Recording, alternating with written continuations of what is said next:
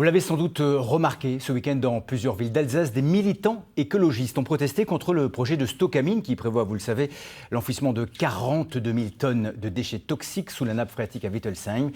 Ils ont déversé un colorant dans l'île à Strasbourg et dans la Loche à Colmar. Ce colorant est-il à l'origine des poissons retrouvés morts dans les cours d'eau? Le reportage de Louis Bolin et Eric Kleinhofer. Des poissons morts et une couleur inhabituelle pour les eaux de la Loche à Colmar, 3 jours après l'action spectaculaire de militants écologistes. C'était ce samedi, partout en Alsace. Ici à Strasbourg, le collectif Extinction Rebellion déversait une substance fluorescente dans l'île.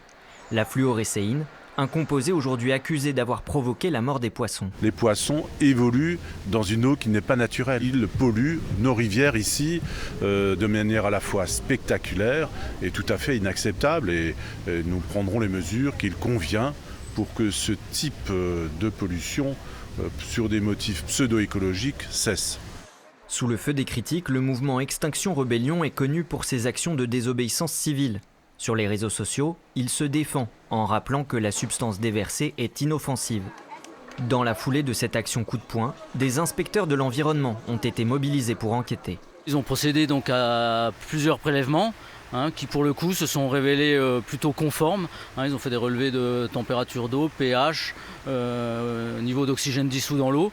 Les valeurs étaient plutôt correctes à l'amont de la fluorescine et dans la zone où la fluorescine a été déversée.